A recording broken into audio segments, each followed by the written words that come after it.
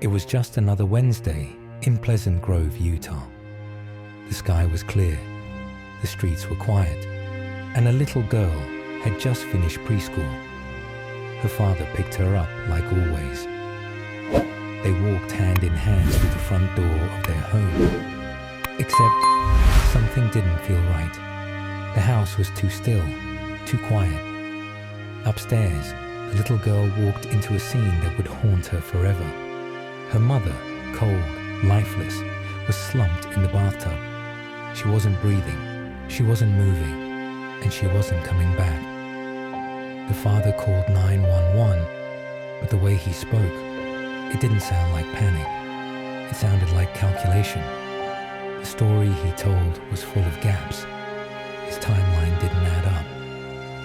And then came the chilling memory from his daughter, something her mother had once whispered to her when she thought no one was listening. If something happens to me, don't trust your dad. This wasn't just a family tragedy. This was a puzzle soaked in fear, betrayal, and a mother's final warning. What really happened inside that house? Why did a picture-perfect family unravel overnight? And how did one child end up holding the key to the truth? Graceful and classy and loving.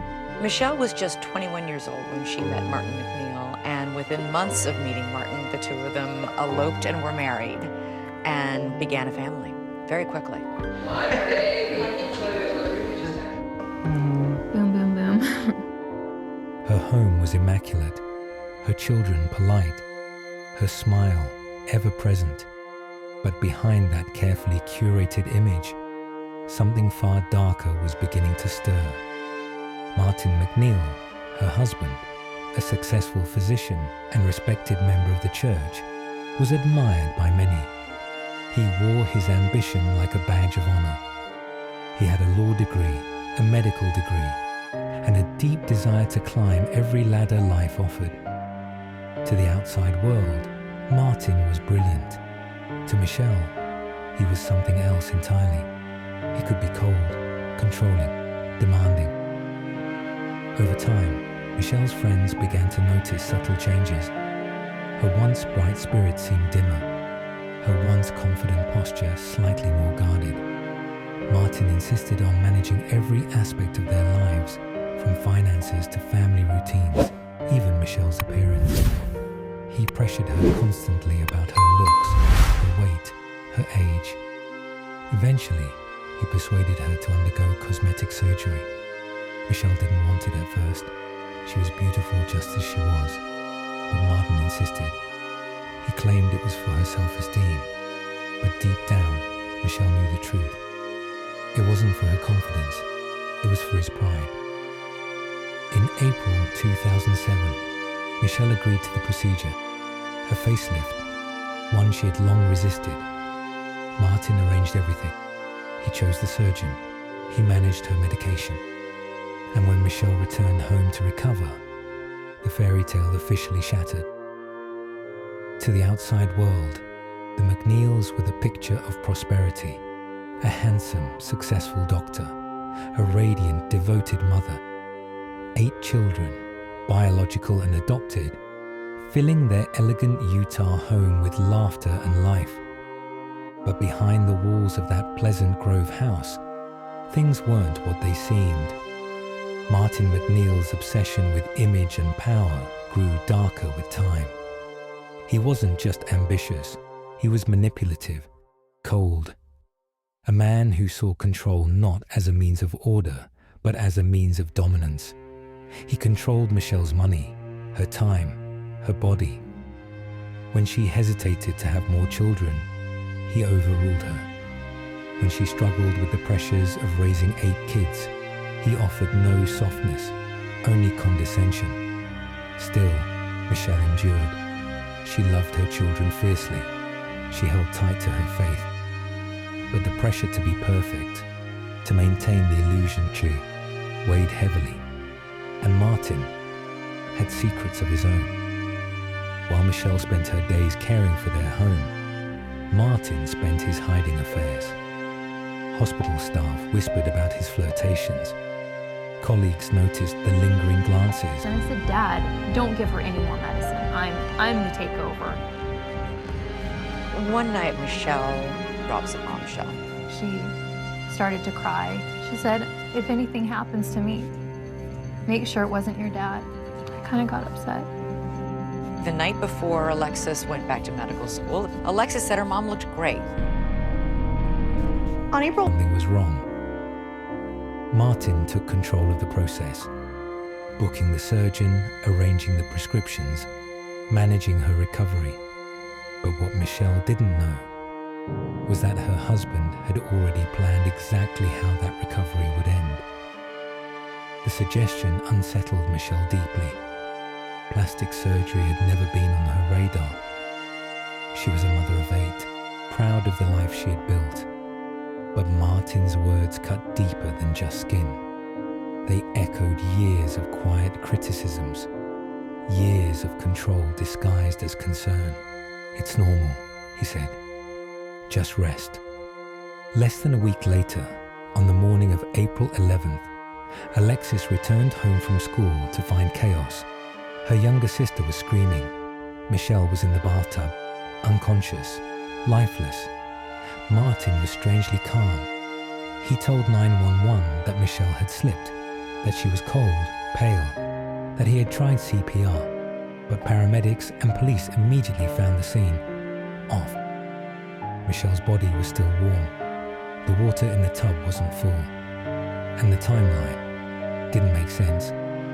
What followed would unravel a chilling story of betrayal, manipulation, and murder masked as medicine. By April 5th, Michelle was home. She moved slowly, bandaged and bruised, her face tender from the 9-hour ordeal. But what concerned her most wasn't the pain. It was the fog, the exhaustion, the way she felt sedated, heavy, disconnected. Martin was in control of her medications. Every dose came from his hand. He kept her on a strict regimen: Ambien, Percocet, Valium, Phenergan, and Lortab, potent drugs with dangerous interactions. He told her it was normal. She just needed rest. But Michelle knew something was wrong. She confided in Alexis again. He's giving me so many pills, she said. Too many. Her voice was quiet, but her concern was clear. Alexis, worried, started paying closer attention. She noticed Martin monitoring every visitor, controlling every conversation. Friends and neighbors saw less and less of Michelle. When they called, Martin answered. When they came by, he turned them away. Michelle, once full of life, was fading behind locked doors and prescription bottles. April 10th, the night before her death. Michelle seemed weaker than ever. Her Breathing. I've called an ambulance. And then he hung up. And I was just screaming, he killed her. That was my first instinct. He killed her. She said, Dad murdered Mom. Martin has had somebody flush all of Michelle's medication down the toilet. I mean, as soon as I heard that, things were just starting to add up. My mom was concerned because rather than spending more time at home, he was spending more and more time away at the office. While he was sleeping, I printed out all of his phone records, and we found... Unresponsive, cold. He said he tried CPR, but when paramedics arrived, something was off. Michelle's body was still warm. Her lips were blue, but her fingernails were not. There were no signs of drowning, no water in the lungs, no injuries from a fall. The autopsy would reveal the truth Martin never expected to be uncovered.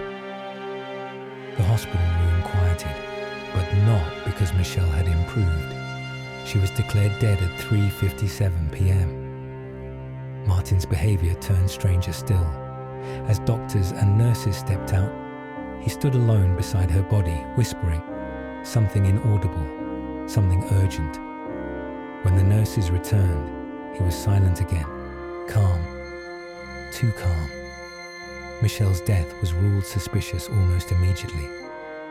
The attending physician, disturbed by both Martin's demeanor and the circumstances, alerted authorities. An autopsy was ordered. And that's when the truth began to surface. Toxicology reports showed that Michelle had not overdosed on a single medication. She'd been given a deadly cocktail: zolpidem, diazepam, oxycodone, phenergan, and lorazepam. All legal, all dangerous in combination, all prescribed to Martin. The levels were lethal, not a slip, not a reaction. It was deliberate. Detectives reviewed Michelle's medical records and found no history of needing such powerful drugs. So why was she taking them? The answer pointed to one person: the man who had sole control of her post-op care, Martin McNeil. When investigators turned to the couple's children, Alexis became the most vocal. She told them everything about her mother's warnings, the strange behavior, the manipulation, the pressure to get plastic surgery. And she said the words that would change the case. My mother believed he was going to kill her. The pieces began falling into place. Martin had pushed for an early surgery. He controlled her medication. He made the 911 call chaotic. He delayed the paramedics. And now, with Michelle gone, something else emerged. Martin had another woman living in their home, just weeks after Michelle's death. Her name, Gypsy Willis. Michelle's body was barely in the ground when Gypsy Willis moved in. Martin claimed she was a nanny, there to help with the children. But Alexis knew better. She had seen the phone records. She knew Gypsy wasn't new. She was the reason. What followed was a twisted display of arrogance. Gypsy took over Michelle's bedroom. She wore Michelle's clothes, slept in Michelle's bed, cooked in Michelle's kitchen. She even carried Michelle's designer purses. Alexis was horrified, and when she found a journal in her mother's handwriting, documenting pain, confusion, suspicion, it confirmed everything. Michelle had sensed the danger. She had written about the pills, about Martin's obsession with Gypsy, about feeling watched, manipulated, silenced. Alexis made a vow. She would not let her mother's death be buried in silence. In 2010, the Utah State Medical Examiner re-examined Michelle's remains, and what they found changed everything. The cause of death was reclassified from natural to undetermined but suspicious, and that was enough. In 2012, 5 years after Michelle's death, Martin McNeil was finally arrested and charged with first-degree murder. The trial would become a media sensation, a battle of medicine, motive, and manipulation. And at the heart of it all was one daughter's unwavering fight for justice. That moment, the creation of Gillian McNeil, was when Martin's facade finally began to crack under legal pressure. This wasn't just identity theft. This was orchestration, calculation, and deception on a federal scale. Martin and Gypsy weren't just grieving lovers. They were criminal co-conspirators. The FBI got involved. The evidence was damning. Fake IDs, fraudulent documents, emails linking Gypsy to the alias Gillian. All of it pointed to a coordinated scheme. In 2009, both Martin and Gypsy were indicted on multiple felony counts, including identity fraud and obstructing justice. In court, Gypsy broke. She took a plea deal. She admitted what they had done. She was sentenced to 21 months in federal prison. Martin, ever defiant, tried to charm his way through trial, but the judge wasn't fooled. He was sentenced to 4 years in federal prison. But Alexis wasn't satisfied. Identity theft wasn't the reason her mother was dead. She knew the truth ran deeper, into the bathtub, into the prescriptions, into Martin's obsession with erasing Michelle. While Martin served time, Alexis didn't rest. She petitioned the state medical examiner for a re-evaluation of Michelle's autopsy. She met with prosecutors. She pushed detectives. And then something changed. in 2010, the autopsy results were revised. Michelle's cause of death was no longer natural. It was now classified as undetermined but suspicious. That was the opening they needed. In 2012, 5 years after Michelle's death, Martin McNeil was arrested and charged with first-degree murder. The trial would become one of the most chilling and high-profile cases in Utah's recent history. A case not just about murder, but about a man who built his entire life on lies. Up next is the murder trial itself, filled with shocking witness testimony, heartbreaking family confessions, and the haunting unraveling of Martin McNeil's dark double life. The scheme unraveled when investigators began surveillance. Martin was arrested at the airport. Gypsy was picked up at his house the same day. He was sentenced to 4 years in prison. She received 2, and with both behind bars, detectives turned their full attention to Michelle's death. The autopsy was re-examined. Toxicology reports revealed 4 or 5 prescription drugs in her system, medications only administered within an hour of her death. But Alexis had left the house just hours before, and Michelle had told her she felt well enough not to need anything else. Blindfolded from surgery, Michelle wouldn't have taken them on her own. Alexis suspected the pills had been slipped into her food. Other inconsistencies mounted. Ada, the youngest daughter, said she found Michelle fully submerged, lying flat in the tub. But Martin claimed he found her slumped over with her legs outside the tub and head submerged, as if she fainted while standing. That didn't add up. If most of Michelle's body was outside the tub, Martin, a physically fit man, should have had no trouble pulling her out. He also claimed he performed CPR. But when paramedics arrived, a large amount of water gushed from Michelle's lungs, evidence that no CPR had actually been attempted. Proper resuscitation would have expelled the water earlier. Even the neighbor who responded to Ada's screams confirmed Michelle was seated in the tub, face up submerged when she arrived. Then came a breakthrough. 2 months after Martin was released in 2012, he was arrested again, this time for murder. The trial began in October 2013. Witnesses came forward. One was Anna, Martin's former lover. She testified that Martin once confessed to killing multiple people, including his own brother, Roy. He told her Roy had attempted suicide, and when Martin found him bleeding in the tub, he simply finished the job by pushing his head underwater. Anna said Martin had even offered to kill her husband because she'd complained about how he treated her. Another bombshell. Martin had suggested a suicide pact to his troubled daughter, Vanessa. Alexis believed had she agreed, she might not have survived. Then came the most chilling testimony of all from Gypsy's former roommate. She revealed that Martin and Gypsy had been in a relationship for over a year before Michelle's death. They talked openly about getting rid of her. Gypsy had even joked about poison or sabotaging Michelle's car. After 11 hours of deliberation, the jury returned with a verdict: guilty of first-degree murder.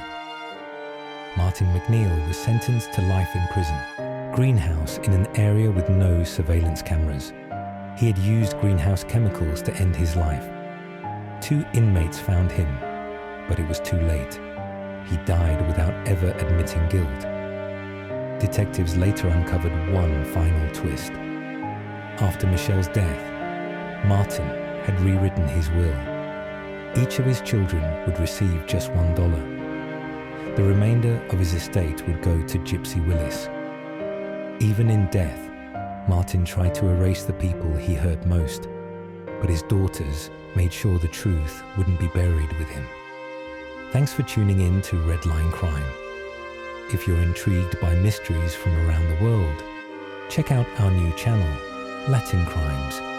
where we dive into the gripping true crime stories of Latin America. Don't miss out. Subscribe now for more thrilling investigations.